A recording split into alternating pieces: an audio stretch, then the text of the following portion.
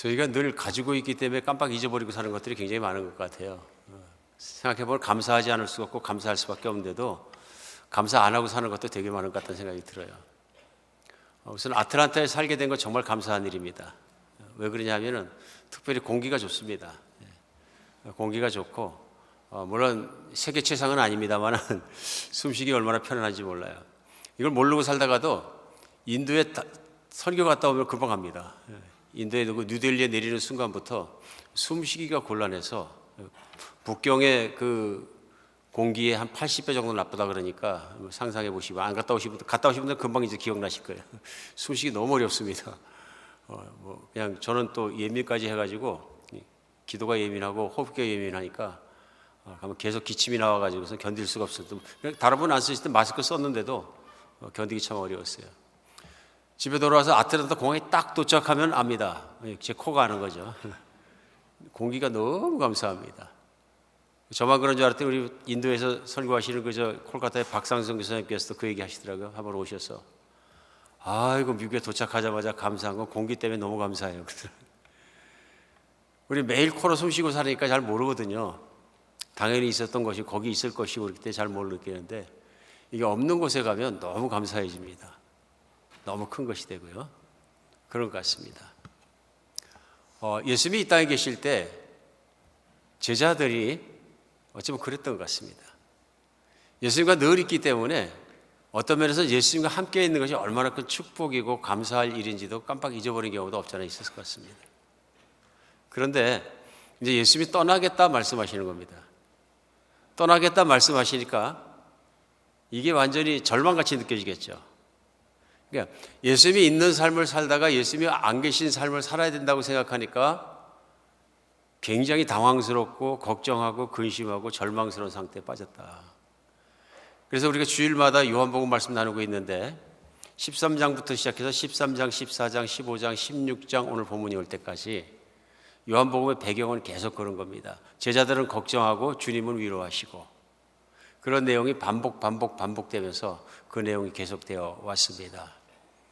오늘 예수님과 계속 있으면서도 제자들의 믿음이 커졌다고 생각을 하면서도 예수님께서 정말 떠나가는 시간이 다가왔다 그러니까 그들이 하는 걱정 속에 근심 속에 아주 예수님 참 힘드셨겠다 하는 생각이 들었습니다. 그럴 것 같아요. 예수님도 항상 나와 함께 있고 예수님이 항상 함께 살아주시니까 그러니까 그것이 얼마나 귀하고 중요한 것인지를 깜빡 잊어버리고 사는 경우도 많이 있는 것 같습니다. 제가 언젠가도 말씀드렸던 것 같긴 한데요. 한 20여 년 전에 다른 도시에서 사역을 하는데 한 자매님이 아주 젊은 자매님이셨는데 괴로운 문제를 가지고 한번 찾아온 적이 있어요. 그러면서 눈물을 흘리면서 아주 슬퍼하고 힘들어하신 게 내용이 뭐냐면 직장에서 쫓겨났다는 겁니다. 한국에서 오셔서 어렵게 혼자 공부해가지고 직장을 잡았는데 거기서 레이오프를 당했대요.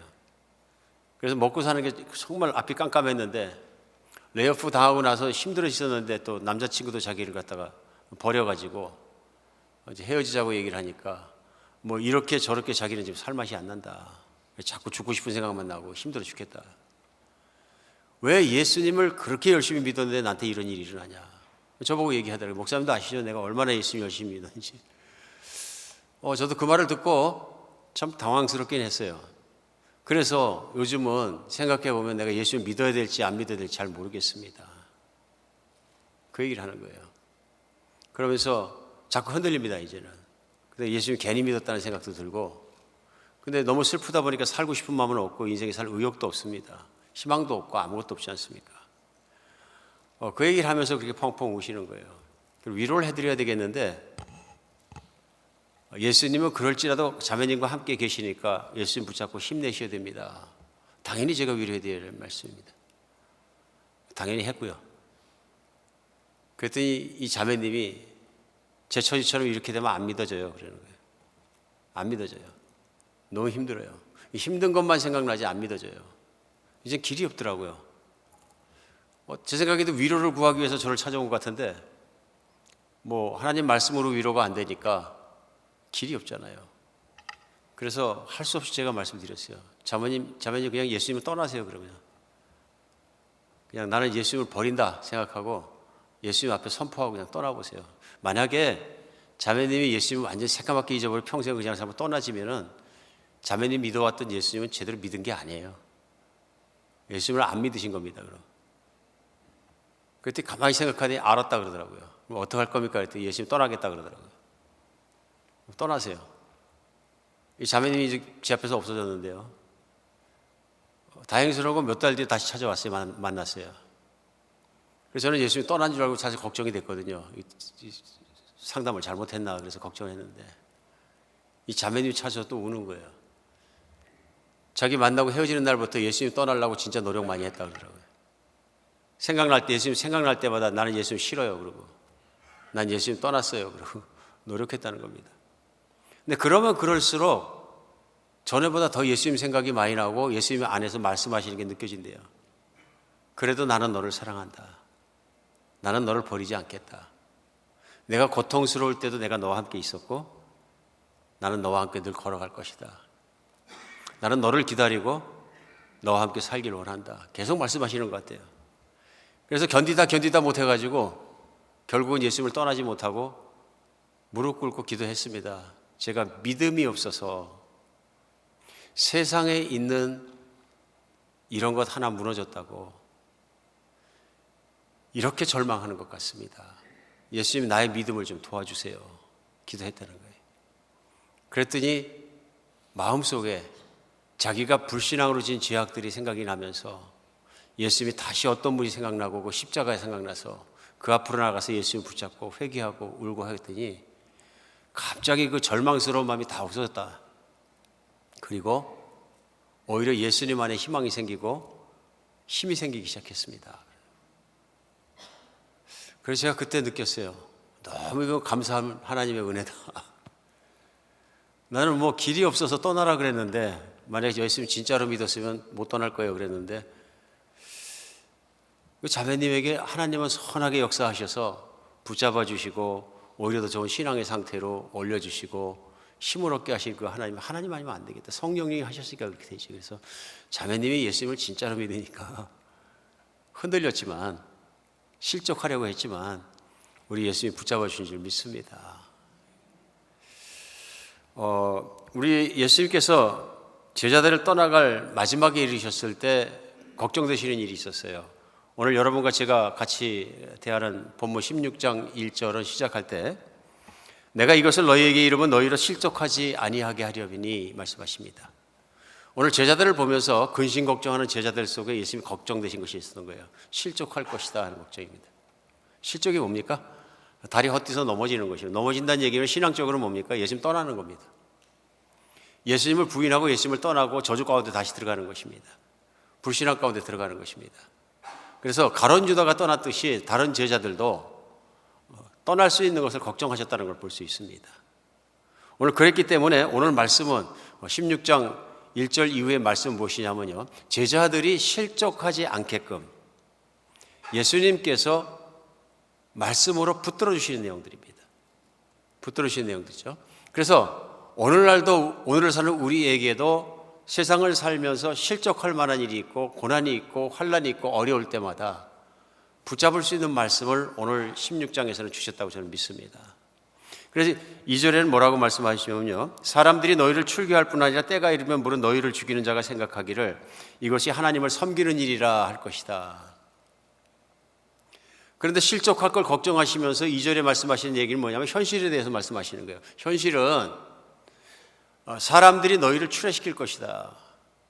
출애시킨다는 얘기는 당시 유대인들이기 때문에요. 유대교에서 너희를 유대 신자가 아닌 것으로 쫓아낼 것이다. 이게 당시에 그 사람들에게 굉장히 심각한 문제가 뭐냐면은 오늘 같은 뭐 핵가족 시대가 아니라 대가족 시대이고 또 민족이 뭉쳐서 살고 하는 그런 나라에 살아간다는 것은 당시 또 유대교에서 출애된다는 얘기는 뭐냐면 쫓겨나는 것입니다. 가정에서 쫓겨나고 예수님을 믿었기 때문에 동네에서 쫓겨나고 직장에서 쫓겨나고 할 일도 없고 먹고 살 길도 없고 어디 가서 다른 데가 노예로 팔리든지 품삯을 받고 살든지 뭐 다른 길을 찾아야 된다는 얘기입니다. 삶의 엄청난 환난과 도전을 의미합니다. 이것이 삶의 뿌리째 뽑아버리는 그런 내용이 된 거죠. 오늘 출애를 시키는 것뿐만 아니라 물론 너희를 죽이는 자가 생각하기를 이것은 하나님을 섬기는 일이라 하리라. 이 말씀에 뭐가 들어있냐면요, 내가 떠나고 사람들이 너희를 출애시키는 것뿐만 아니라 너희를 죽일 것이라는 얘기입니다. 오늘 근심 걱정 속에 실족할까 봐 걱정을 하시는 예수님께서 제자들에게 하신 말씀치고는 또 그런 현실적으로 그런 생각이 들지 않습니까? 더 걱정하겠다, 더 실족하겠다, 잘못 들으면 너희들이 죽을 것이다. 그렇죠? 근데 사람들이 쫓아내는 것뿐만 아니라 너희 중에 죽는 사람도 있을 것이다 얘기하는 겁니다. 왜요? 예수님 믿었기 때문에. 그러니까 사람들이 예수님을 배척하고 예수님을 죽이는 것처럼 제자들에게도 그런 환난이 닥칠 것에 대해서 말씀해 주시는 거예요. 3절입니다. 그들이 이런 일을 할 것은 아버지와 나를 알지 못함이라. 하나님을 바르게 알지 못하기 때문에, 또 나도 모르고 그렇기 때문에 너희에게 이런 짓을 할 것이다. 그래서 그런 짓을 하면서도 아주 의롭고 떳떳하고 당연히 했다고 그런 일을 할 것이다 하고 얘기하는 것입니다. 4절에요. 오직 너희에게 이 말을 한 것은 너희로 그때를 당하면 내가 너희에게 말한 이것을 기억나게 하려 하며 처음부터 이 말을 하지 아니한 것은 내가 너희와 함께 있었음이라. 이제 마지막에 떠나는 입장에서 예수님이 제자들에게 이 말씀을 해주시는 것은 실제로 그 일이 현실이 되었을 때 오늘 내가 너에게 해준 말이 생각나게 하기 위해서 미리 말았다 말씀하시는 거예요. 내가 같이 있을 때는 이런 말을 해줄 필요가 없었지만 이제 내가 떠나야 되기 때문에 너희가 그런 일이 닥칠지라도 실족하지 않기 위해서 미리 알려줬다 말씀하십니다. 여러분 어떻습니까? 예수님이 이런 일이 있을 건 미리 알려주면 실족 안 하고 좀 위로가 될 것 같습니까? 아닙니까? 위로가 안 되지 않겠습니까? 그래서 그런 생각이 들었어요. 이 말씀 들으면서 제자들이 퀘스천이 많이 생겼겠다. 안 떠나시면 되지, 지켜주시면 되지, 같이 있으면 되지, 왜 예수님이 떠나고 나서 출애되고 죽고 하는 문제가 우리한테 일어난다 그러는데 그럼 우리가 다 도망가지 않을까? 그러면 만약에 누가 나를 칼을 들여대고 아니면 저 목을 졸라서 혹은 돌로 때려서 죽인다 그러면 예수 믿는다고 할까? 안 믿는다고 할까? 여러분 어떻습니까? 실제적으로 한번 생각해 보셨습니까? 우리 한국의 역사 속에서도 공산당들이 와가지고 예수 믿는다고 막 찔러 죽이고 죽창으로 죽이고 그런 일이 실제로 있었지 않습니까? 교회 전체 교인들을 죽이는 경우도 있었고. 그래서 누군가 나를 죽인다고 칼을 목에 들여대고서는 예수 믿을래 안 믿을래 하면 어떡하겠습니까?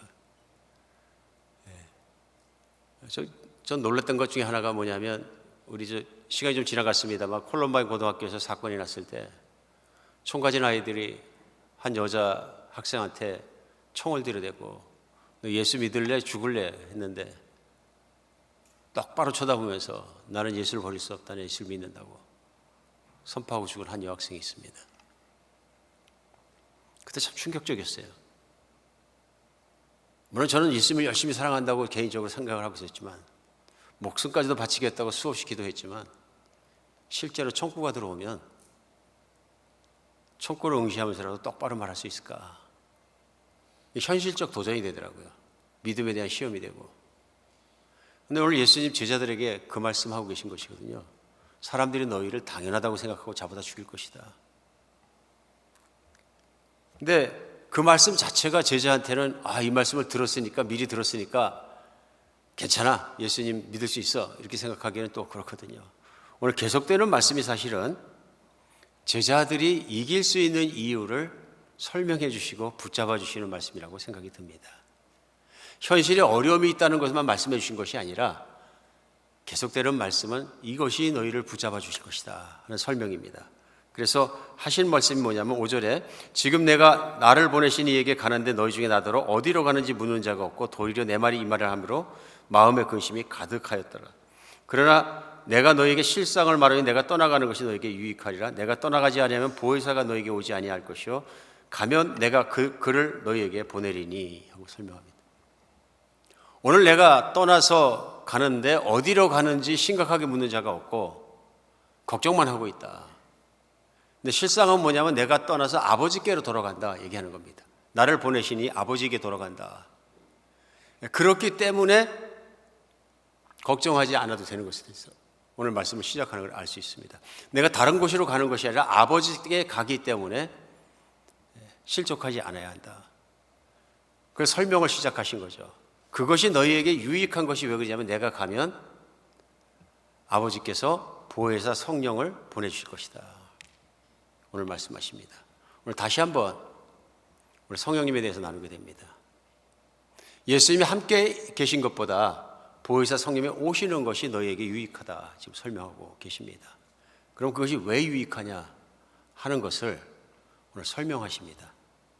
오늘 이후에 8절부터는 그것을 설명해 주신 내용들이 정말 굉장히 중요한 내용이라는 생각이 듭니다.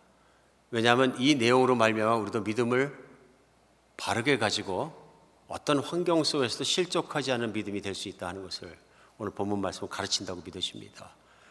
8절에 그가 와서 죄에 대하여 의에 대하여 심판에 대하여 세상을 책망하시리라 하고 설명하십니다. 한 줄로 성령님이 이 땅에 오셨을 때 하시는 일들을 주님께서 제자들에게 한 줄로 설명해 주셨습니다. 8절 한 줄이죠. 그가 성령님이죠. 성령님이 오셔서 죄에 대하여 의에 대하여 심판에 대해서 누구를요? 세상을 책망하시리라. 성령이 하시는 일은 뭐냐면 세상을 책망하시는 일입니다. 책망이 뭔가요? 쉽게 생각 꾸짖는 거죠. 생각나게 하는 것이고 잘못된 것을 깨우쳐 주시는 것이 책망입니다. 부모가 자식을 나무라고 꾸짖고 책망하는 것처럼 성령님이 오시면 세상을 책망하시는데 그 책망이 뭐냐면 죄에 대해 의에 대해 심판에 대하여 책망하시리라. 한 줄에 설명하신 내용입니다. 우리 성령님이 어떤 분인지 잘 모르겠습니다. 성령님은 세상에서 무슨 일을 하시는 겁니까? 하는 질문이 있을 때 오늘 예수님의 이 설명은 확고한 답변이라고 생각됩니다. 확실한 답변이죠. 그러니까 오늘 8절에 있는 답변 이것을 모른다면 성령님에 대해서 하시는 일들에 대해서 굉장히 큰 오해를 할 수 있다는 것을 오늘 알 수 있습니다. 오늘 한 가지씩 생각해 볼 필요가 있습니다. 성령님이 오시면 제일 먼저 죄에 대해서 세상을 책망하리라 말씀하시기. 죄에 대해서. 왜 그럴까요? 왜 그 많은 일 중에 성령이 오셔서 하시는 일 중에 제자들이 진짜로 위로가 되려면 현실적 위로가 되려면 성령이 오시기 때문에 너희가 너희도 죽으려고 그러면 보호해 주시고 끌려갔다가도 죽는 순간에 극적으로 딱 구출해 주시고 뭐 이런 일이 있을 것이다. 출애돼서 먹고 살 것이 없으면 또 기적적으로 또 더 좋은 직장에 해 주시고 뭐 이렇게 성령님은 그런 너희를 보호자이기 때문에 그런 보호를 하실 거다 하고 설명을 하면 현실적으로는 위로가 되지 않겠습니까? 예수님은 그런 위로의 말씀을 한마디도 하지 않으셨어요. 반대로 상황이 나쁠 것이고 성령이 오시면 죄에 대해서 책망하실 것이다. 죄에 대해서 책망하신다 그랬을 때 죄에 대해 책망하는 것은 세상이라 그랬으니까 사실은 예수님께서 제자들을 다 포함해서 말씀하신 내용입니다. 근데 이게 어떻게 위로가 되고 이게 어떻게 정말로 실족하지 않는 내용이 된단 말입니다. 그렇죠? 오늘 이 말씀 속에 굉장히 중요한 내용이 있다고 저는 믿어집니다. 이 세상 인간이 가지고 있는 가장 큰 불행은 죄가 있는 겁니다. 그 안에 죄가 있는 거예요. 인간 안에. 인간 안에 죄가 있기 때문에 죽을 수밖에 없고 성경의 말씀은 인간 안에 죄가 있기 때문에 하나님과 인간의 관계가 끊어졌고 하나님으로부터 오는 모든 자비하심과 축복과 인자하심을 받아 누릴 수도 없다. 그렇기 때문에 인생을 살다가 죄인으로 죽게 되면 심판을 받게 되고 그 심판의 결과로 지옥에 들어가서 꺼지지 않고 죽지 않은 지옥불 속에서 영원히 고통받을 수밖에 없는 것이 인간의 미래이고 인간의 앞길이다. 그런 인간에게 희망이 없다는 것입니다. 그런데 오늘 예수님 말씀은 성령이 오셔서 인간 안에 있는 죄를 생각나게 하고 깨닫게 하고 그것을 책망해 줄 것이다. 그러니까 성령이 임하시면 어떤 현상이 일어난다는 것은 분명합니다. 그 뭐냐면 죄가 생각나고 죄가 있으면 깨달아지고 죄의 무게가 느껴지고 그것 때문에 신음하게 된다 그런 말씀인 거죠. 오늘 이 말씀이 진실로 그렇습니다. 인간이 가지고 있는 가장 큰 문제는 하나님과 관계가 끊어진 것이고 인간이 죄 속에 살아가고 있는 겁니다. 오늘 제자들이 걱정, 근심, 절망하고 배교까지 하는 이유도 왜냐하면 죄가 있기 때문에 그렇습니다. 인간의 죄의 가장 큰 죄는 뭐냐면 불신앙의 죄거든요. 하나님을 믿지 않는 죄입니다. 하나님을 믿지 않기 때문에 하나님의 말씀을 따르지도 않고 의를 따르지도 않고 중요한 것이 안 되는 겁니다. 나머지는 뭐냐면은 하나님을 믿지 않고 하나님을 따르지 않기 때문에 무엇을 따르냐면 내 욕망과 내 생각과 내 판단과 내 길을 따르게 되는 거죠. 그런데 인간이 살아가는 그 길마다 무엇이 생기느냐 하면 하나님의 뜻과 반대되는 일로 생각하고 행동하는 일이 생겨서 죄의 열매를 맺게 되는 거죠. 이것이 하나님을 분노하게 하고 하나님과 만날 수 없게 하는 겁니다. 오늘 그러므로 인간의 문제가 가장 큰 문제가 죄이기 때문에 성령에서 하시는 첫 번째 일은 죄를 깨닫게 하신다. 죄를 깨닫게 한다. 사람이 죄를 깨닫지 못하면 예수님을 바르게 믿을 수가 없습니다. 나는 죄를 깊이 깨닫지 못했는데 나 예수님 잘 믿습니다. 그러면 내가 혹시 고난과 환난이 왔을 때 그 믿음이 이길 수 있고 지켜질 수 있는 건지 아무것도 의문이 되는 겁니다. 왜냐하면 하나님 앞에 죄가 깨달아지는 것이 성령이 하시는 일이고 그것 때문에 무엇을 깨닫게 되느냐 하면은 나는 하나님의 은혜 받을 수 없는 존재, 죽을 수밖에 없는 존재, 하나님의 미운 털이 박힌 존재인 것을 내가 분명히 알게 된다. 그때 중요해지는 것이 있습니다. 그것이 뭐냐면 죄를 용서하기 위해서 십자가에서 제물이 돼서 피 흘려 돌아가신 예수 그리스도입니다. 성령이 이걸 깨닫게 하시는 거죠. 죄를 회개하는 자리에 겸손하게 하시고 그걸 깨닫게 하셔서 낮아진 사람마다 예수님을 바라보게 하고 십자가를 바라보게 하셔서 그것을 믿고 받아들이게 하심으로 말미암아서 그 죄를 깨끗하게 할 수 있는 길을 연결해 주신 것이죠. 그런데 죄에 대한 각성, 소위 죄에 대한 무게를 깨닫는 것 없이는 안 되는 일입니다. 그래서 죄를 깨닫지 못하면 바로 믿지 못합니다. 죄에 대한 회개가 없이 바로 믿는 것은 불가능합니다. 왜냐하면 그렇게 되면 예수 그리스도의 십자가의 은혜를 바이패스하게 됩니다. 지나갔어요.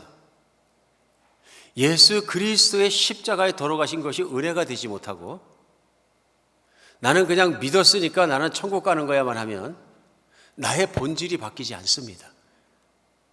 죄인의 모습이 바뀌지 않습니다. 죄인이 죽고 죄를 용서받고 의인으로 살아야 되는데 안 됩니다. 그러므로 인간에게 가장 중요한 것은 뭐냐면 자기 존재에 대한 죄를 깨닫고 깊이 각성하고 그리스도를 바라보고 믿고 죄의 문제를 해결받는 것입니다. 해결받는 것입니다. 4세기에 어거스틴이라는 젊은이가 어머니는 예수님을 잘 믿는 신자였습니다. 근데 지금 이집트 땅의 알렉산드리아에서 태어나서 나름 공부를 하고 철학에 심취해서 당시 알렉산드리아는 세계에서 철학이 가장 왕성했던 것이고 지금도 과거 그때 당시에 보면은 가장 큰 도서관이 알렉산드리아에 있었다 할 정도로 굉장히 큰 도시였다 그럽니다.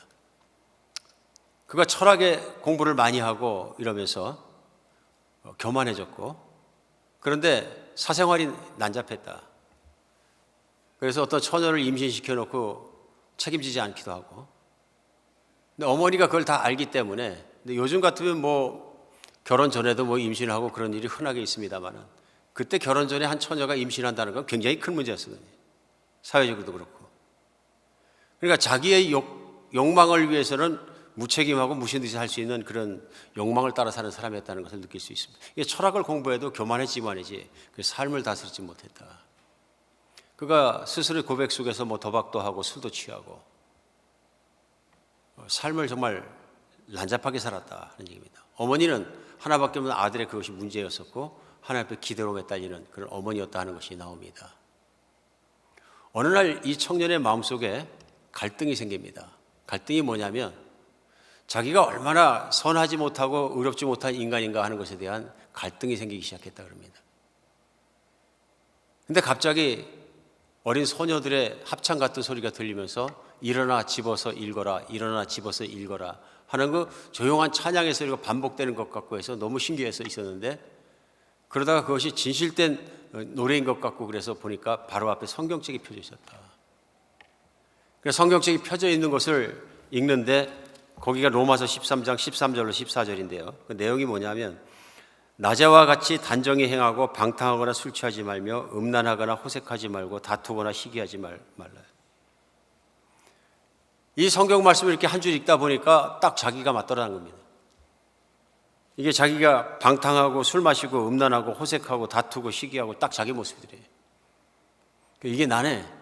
그랬는데 14절에 오직 주 예수 그리스도로 옷 입고 정욕을 왜 육신의 일을 도모하지 말라 하는 말씀 14절까지 읽고 나니까 예수님에 대해서는 들었지만은 자기가 예수님에 대해서 하나님에 대해서 원수가 되었다는 것, 죄인이라는 것이 깨달아져 가지고 정말 심각한 죄의 무게가 자기를 눌리는 것을 체험했다 고백합니다.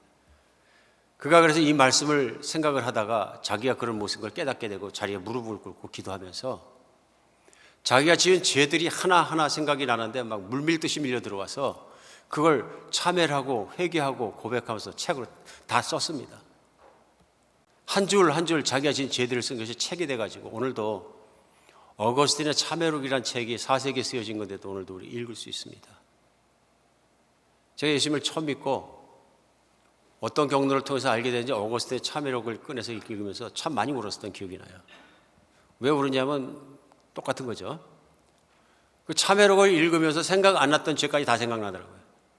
이분이 얼마나 꼼꼼하게 다 써놓으셨는지 다 생각이 나는 거예요.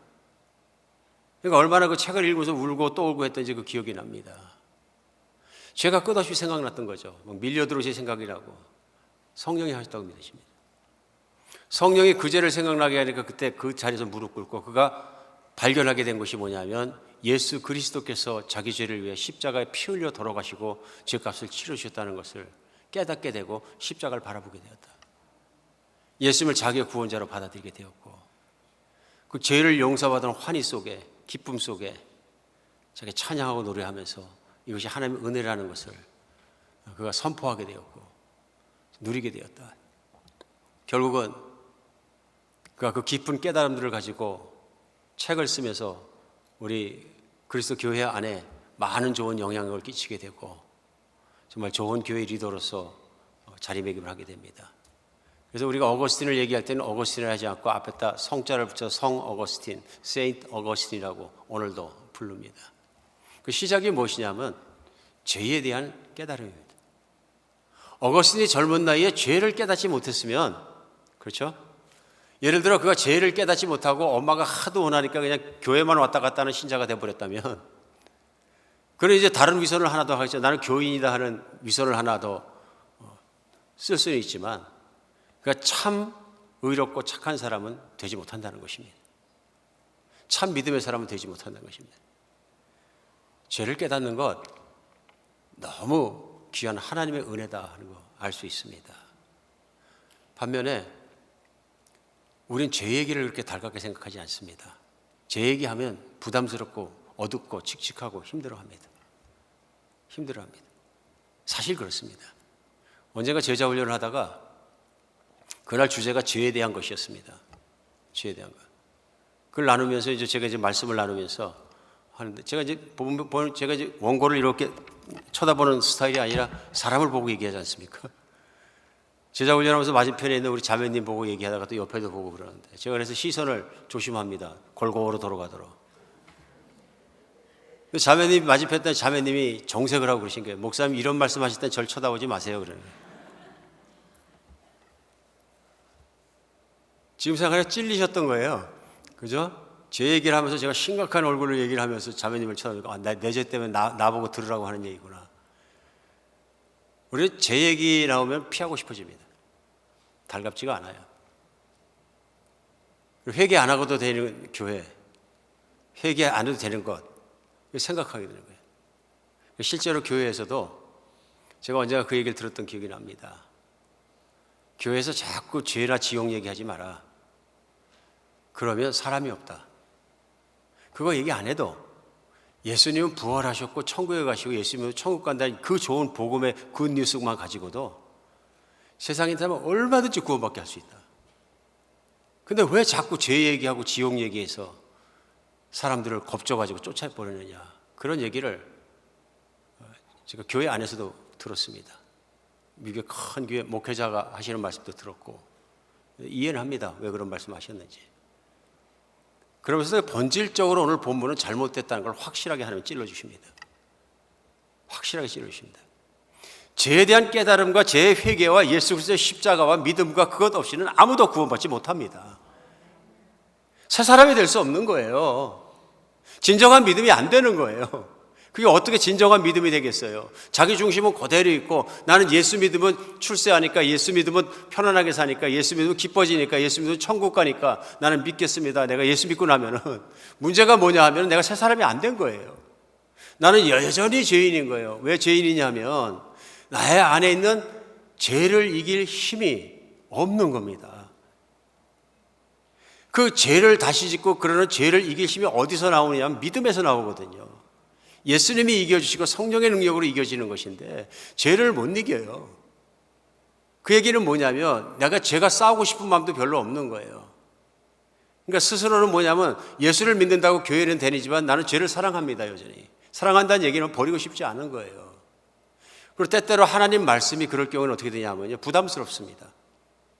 요한일서 같은 말씀, 이런 말씀 나오는요, 세상이나 세상을 사랑하지 말라. 세상을 사랑하면 하나님의 사랑이 내 안에 있지 아니하다 그러시거든요. 세상을 사랑하지 말라 그러는데 그러면 뭐 세상을 안 사랑하면 세상 밖으로 튀어나가나? 더 구체적으로 얘기합니다. 세상에 있는 모든 것이 육신의 정욕과 안목의 정욕과 이생의 사랑, 이것이 다 세상을 쫓아 들어온 것이니라. 세상의 패턴을 따라가지 말라고 막 계속 말씀하시는 거예요. 그럼 그런 말씀이 잘 이해가 안 갑니다. 그러니까 부담스러운 말씀은 옆으로 하고 부담스러운 말씀하는 교회는 피해가게 되는 거죠. 그러면 구원이 안 된 거예요. 뭐로부터요? 죄로부터요. 구원이 안 된 거죠. 구원이 안 됐기 때문에 구원이 안 된 생각과 그런 삶을 살 수밖에 없게 되는 거예요. 오늘 성령님이 하신 첫 번째 일은 뭐냐면요, 죄를 깨닫게 하시고 회개하게 하시고 죄를 버리게 하시고 십자가의 옛사람이 십자가의 예수님과 함께 못 박혀 죽고 이제는 죄를 짓지 않는 내 뜻대로만 살지 않는 불신앙으로 살지 않는 하나님의 사람의 모습으로 죄를 용서해 주시고 거듭나게 해주셔야 되는 거예요. 여기서 죄 용서받고 달라져야 되는데 죄에 대한 자각도 없고 죄에 대한 건 부담이 없는데 나는 나를 위해서 신앙생활은 안 되는 거죠. 예수님의 제자가 따라다니면서 예수님이 이렇게 막 고난당하시고 십자가에 못 박히시고 주로 돌아가시고 하는데 내가 내 출세와 내가 좋아지는 것과 내가 좋아지는 것을 위해서 내 예수님을 따라다녔다면 100% 실족입니다. 100% 배교하고요. 100% 넘어집니다. 안 넘어진다면 이유는 한 가지뿐입니다. 예수님이 왜 십자가에 돌아가시며 그 후가 어떻게 되는지를 알아야 안 넘어집니다. 안 넘어집니다. 오늘 예수님의 첫 번째 걱정은 실족이거든요. 예수님을 떠나서 배교하는 것입니다. 그러면서 말씀하신 내용이 뭐냐면 환경은 너희에게 지독한 환란이 밀려올 것이다. 목숨도 잃어버릴 것이다. 하나님을 믿으니까 다 도와주시고 목숨도 세이브해 주시고 편안하게 살게 해주시고 만약에 이것만 믿었다 그러면 그 순간 아웃입니다. 그냥. 그러면서 성령이 오시면 하신 일이 뭐냐면 죄를 생각나게 하신다. 제자들도 마음속에 있던 불신앙이 다 생각나게 하신다. 다 생각나게. 대신 깨닫게 되는 거죠. 내가 섬긴 예수 그리스도의 십자가의 은혜가 얼마나 큰 것인지를. 그렇죠. 오늘 두 번째는 뭐냐 하면요, 죄에 대해 세상을 책망하시는 것뿐만 아니라 두 번째 하신 말씀은 뭐냐면 그가 의에 대하여 세상을 책망하리라. 책망하신다는 말씀은 죄를 생각나게 하시는 것처럼 의에 대해서 바르게 생각할 수 있도록 인도하신다는 말씀으로 들립니다. 그러면서 이 말씀을 예수님께서 본문 가운데 설명해 주셨어요. 그 설명이 뭐냐 하면은 10절에요. 의에 대하여라 하면 내가 아버지께로 가니 너희가 다시 나를 보지 못할 것이요 하고 말씀하셨어요. 쉬운 설명을 해 주셨습니다. 내가 아버지께로 가는 것이 의에 대한 것이다 하고 설명하셨어요. 오늘 이 말씀 속에서 우리가 알 수 있는 것이 있습니다. 하나님의 의만이 참된 의입니다. 세상에는 세상의 기준의 의가 있어요. 지하 조직, 어떤 깡패 조직 속에서도 의가 있어요. 그래갖고 많은 그런 거 하시는 분들이 여기다 파고 다니는 문신 중에 제일 많은 게 뭐예요? 의리. 그래 얘기하잖아요. 폭력 조직에 있는 사람들이 의리는 보통 사람보다 낫다고. 의리 하나는 잘 지킨다고. 의리, 바른 길이란 뜻이거든요. 좀 아이러니하지 않아요? 깜깜한 곳에 나쁜 일 하러 다니면서 여기에다가 바른 길이라고 딱 써붙이고 다니는 것이. 세상에도 의라는 것이 있어요. 그 의는 의가 아닌 것이죠. 하나님의 의가 의인데 하나님의 의는 어디서 드러내냐면 십자가에 사람들의 죄를 지고 못 박히고 피 흘려 돌아가신 예수님을 죄인으로 끝난 게 아니라 부활시키신 하나님의 의입니다. 하나님의 의를 인정해 주시니까 그리스도의 의로 말미암아 그리스도는 살아나신 거예요. 뻘떡 일어나 첫 번째 부활, 의의 부활의 첫 번째 부활이 되셨다 그러지. 누가요? 하나님 아버지께서 살려 일으키셨다. 근데 그 아버지께서 내가 가는 건 뭐냐면 아버지가 나를 살리실 뿐만 아니라 승천해서 보좌 우편에 앉기까지 나를 의로운 자리에 영화롭게 앉히셨다 하는 것입니다. 이것이 의다. 왜 그렇게 하셨어요? 죽기까지 순종하고 하나님 말씀을 죽기까지 순종하셨기 때문에 그게 의가 된 것이죠. 의는 뭐냐 하면 하나님의 말씀이 의고 하나님 말씀을 죽기까지 따르는 것이 의입니다. 인간이 왜 불의하고 믿음이 없고 죄가 있고 문제가 되냐면 하나님 말씀을 하나님을 배척하고 따르지 않는 거예요. 언제부터? 창세기 1장부터요. 창세기 2장 바로 시작하고 3장 시작하면은 열자마자 나온 게 뭐냐면 인간이 하나님의 의의 길을 말씀의 길을 떠나는 것이 3장부터 나오잖아요. 그러니까 인간의 조상 아담으로부터 시작해서 모든 인간들은 하나님 말씀을 떠나고 불의한 가운데 살아갔기 때문에 이제 의가 회복되는 것이 뭐냐면 예수님 부활시킨 사건부터예요. 왜요? 아버지의 말씀을 다 조차 죽기까지 순종하신 그 의를 부활시키므로 말미암아 인정하시고 보좌 오른편에 앉히신 거예요. 제자를 향한 약속도 뭐냐면 그러므로 성령이 오시면 나를 생각나게 하실 것이다. 오늘 본 말씀이 계속되면서 예수님이 그 말씀 하십니다. 그가 나를 얘기할 것이다. 나에 대해서 말하고 내가 말한 것을 생각나게 하고 나에 대해서 말씀하실 것이다. 그래서 오늘 본문 15절에 보면 무릇 아버지께 있는 것은 다 내 것이라 그러므로 내가 말하길 그가 내 것을 가지고 너에게 알리시리라 하였느니라. 성령님의 것이 아니라 예수님의 것을 가지고 예수님께서 무슨 일을 하셨는지 그것을 가지고 의를 증거하실 것이다. 성령님이 깨닫게 하실 것이다. 무엇이 의이고 의롭게 되는지를 깨닫게 하시고 믿게 하실 것이다. 오늘 이 의가 너무 중요한 의입니다. 왜냐하면 성경의 마지막은 요한계시록인데요. 요한계시록 마지막에 그 교회들에 대해서 나오지 않습니까? 우리 지난주까지 라우디게아 교회와 에베소 교회에 대해서 얘기했는데 요한복음 3장 맨 마지막에 마지막 교회 얘기하면서 하실 말씀이 있습니다. 내가 이기는 자는 내 오른편에 앉게 하여 주기를 아버지께서 내가 이기고 보좌 오른편에 앉은 것 같이 하리라. 이게 굉장히 중요한 말씀이에요. 아버지께서 나를 의롭게 인정하시고 내가 의롭기 때문에 나를 보좌 우편에 앉아 주신 것처럼 너희도 이기면, 이게 중요하죠. 무엇을요? 세상을 이기면. 너희도 세상을 이기면 이기는 자야는 내가 내 옆에 앉게 해주겠다. 이 말씀인 거죠. 이게 복음입니다. 이기는 자는 이기지 못하면 소용이 없습니다. 그러니까 무슨 메시지냐면 이기라는 것입니다. 이기라는 것이요. 오늘 하나님께서 예수님이 이 땅에 오셔서 이겼기 때문에 의로를 인정하시고 앉히셨다는 거예요. 오늘 성령이 오시면 죄에 대하여, 의에 대하여, 세 번째가 뭐냐면 심판에 대하여입니다. 심판에 대하여. 그렇죠? 세상을 책망하시리라.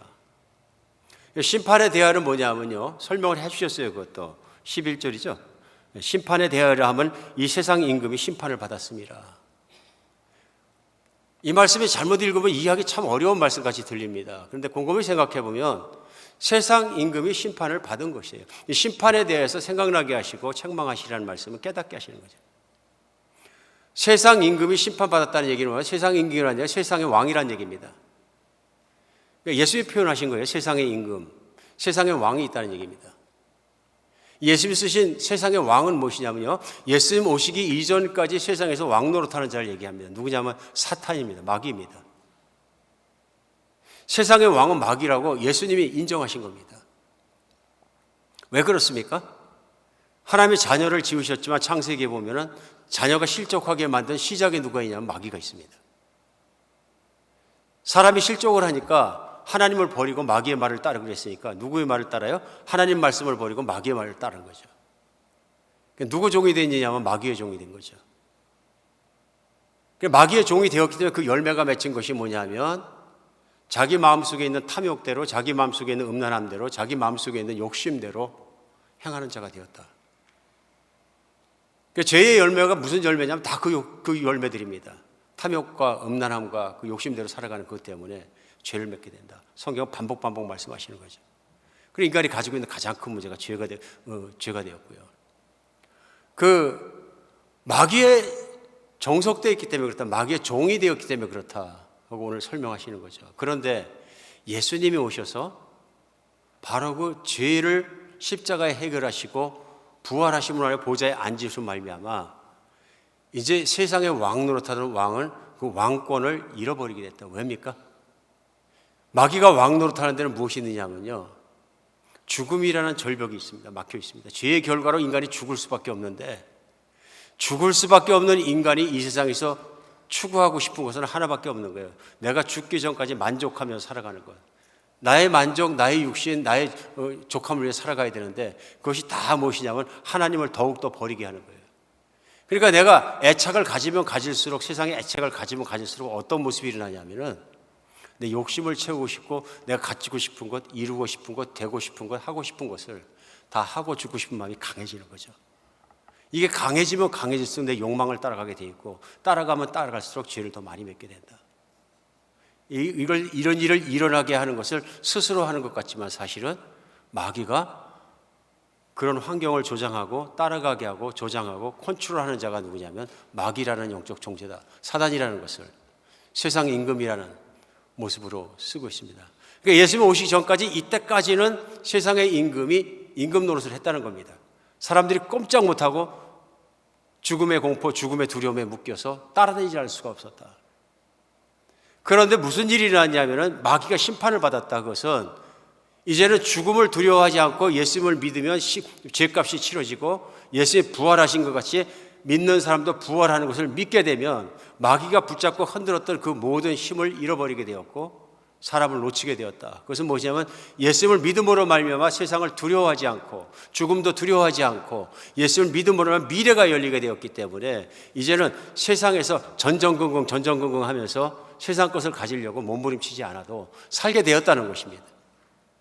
그러므로 마귀는 더 이상 권세를 잃어버렸다는 것입니다. 권세가 뭡니까? 세상에 집착하게 하는 힘에서 나오는 것입니다.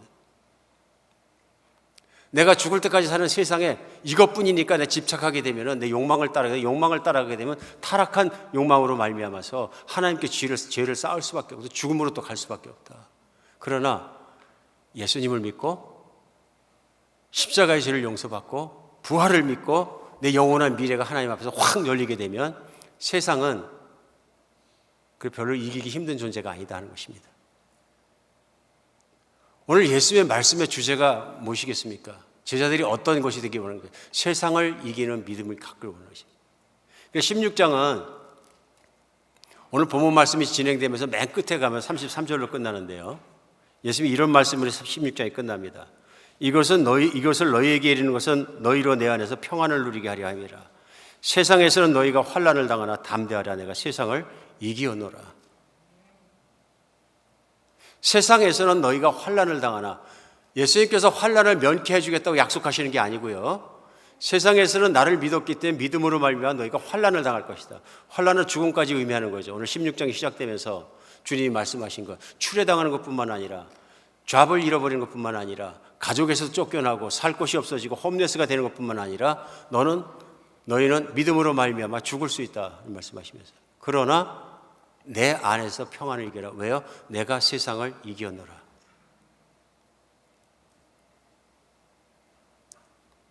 예수님은 세상을 이기신 분이십니다.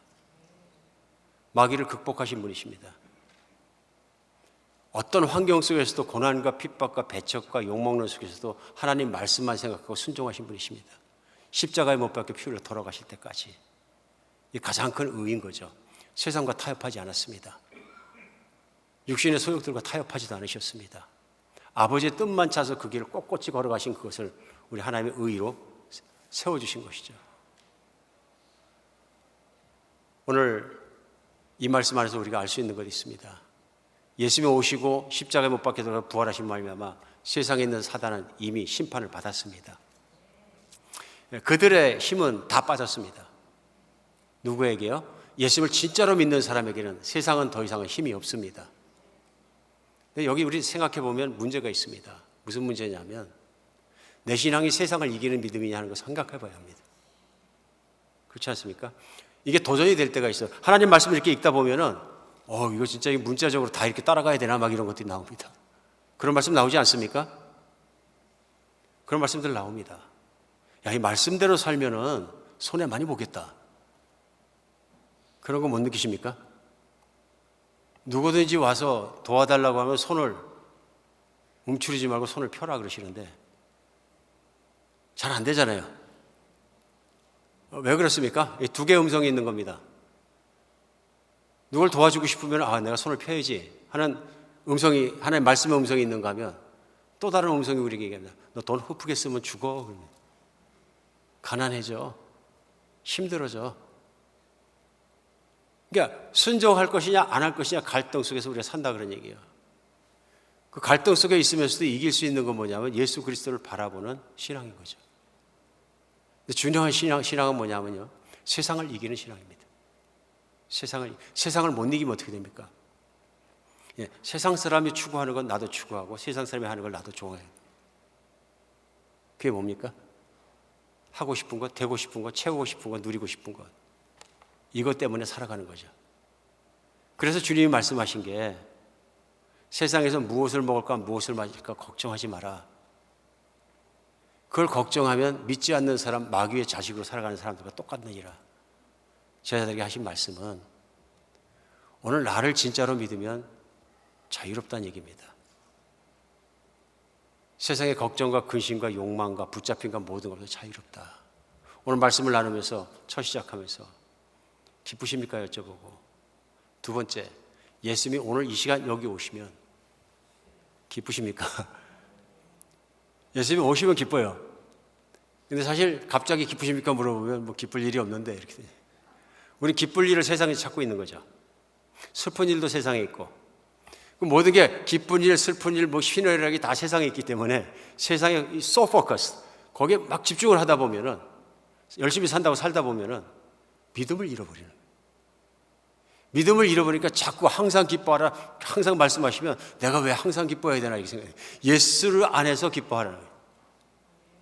예수 안에서, 믿음 안에서, 성령 안에서, 성령이 주신 진리 안에서 기뻐하라고 말씀하시는 것이지, 그것이 세상이 말하는 기쁨의 단어처럼 그냥 내가 세상에서 갖고 싶은 거 갖고 누리고 싶은 거 있으니까 걱정거리가 없으면 기쁨은 아니다는 얘기입니다. 제가 아침에 물어볼 수 있습니다. 여러분 기쁘십니까? 그 얘기는 영적인 질문이었던 거죠. 그리스도가 나를 완전히 장악하고 계십니까? 나는 온전하게 100% 그리스도 안에 있습니까? 우리 신앙이 80% 90% 신앙 갖고는 세상을 못 이깁니다. 100% 신앙 아니면 못 이깁니다.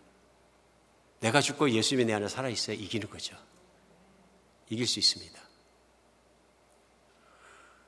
제자들이 당했던 환난과 핍박을 우린 받지 않습니다. 사실 미국에 오늘 살고 있기 때문에, 내가 예수를 믿었기 때문에 오늘 나가서 잡을 빼앗기고 뭐 친구도 없어지고 가족도 막 깨지고 뭐 또 어디 또 붙잡혀 들어가고 그런 일이 미국에서는 없습니다. 교회 다닌다고 해서 누가 뭐 뭐라고도 안 하고 오히려 아이고 그렇습니까 그러고 인정해주고 그러죠.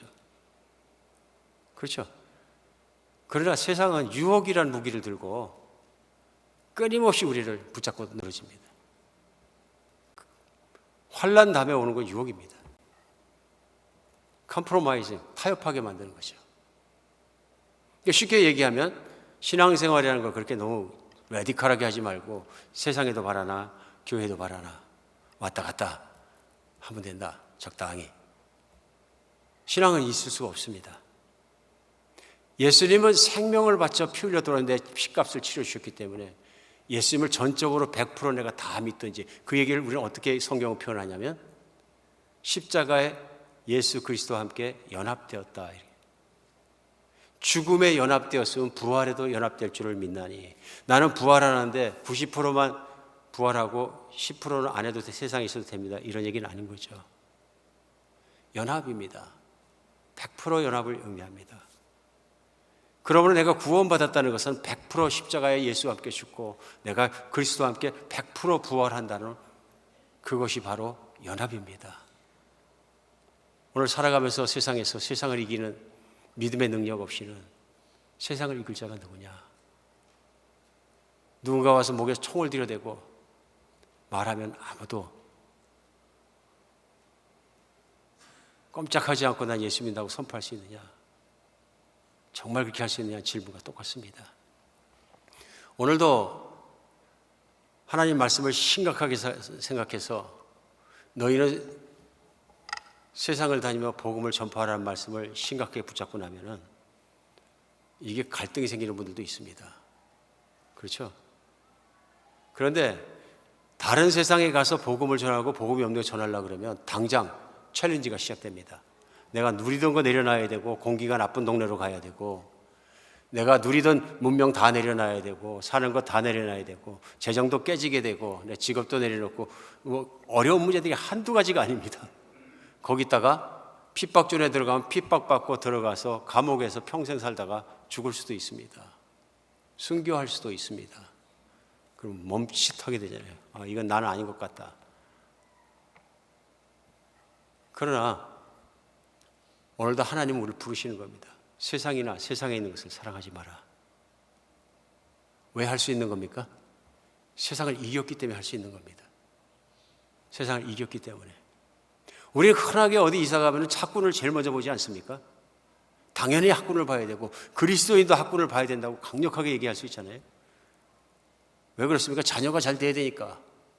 그런데 어떤 사람들은 주님이 부르셨다 그래서 이제 학령기에 있는 아이들 6살, 10살, 12살 된 아이들 손을 붙잡고 학교도 변변이 없는 선교지를 들어갑니다. 선교지를 들어갑니다. 제가 그런 기억이 나요. 사실 20여 년 전에 제가 선교한다고 여기저기 왔다 갔다 하니까 복장이 좀 허술했습니다. 그때 제 사촌 동생이, 여동생이 뉴욕에 사는데 좀 잘 삽니다. 열심히 살아요. 슈퍼마켓도 하고 열심히 살아요.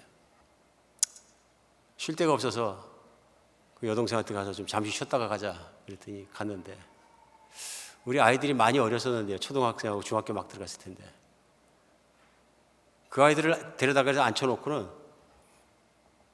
이 세뇌를 하는 거예요. 세뇌를. 나중에 보니까 뭔 세뇌를 했냐면 너네 엄마 아빠가 미쳤다. 미쳤는데 너 계속 따라가면 너희들 완전히 광신자 미친 일을 한다.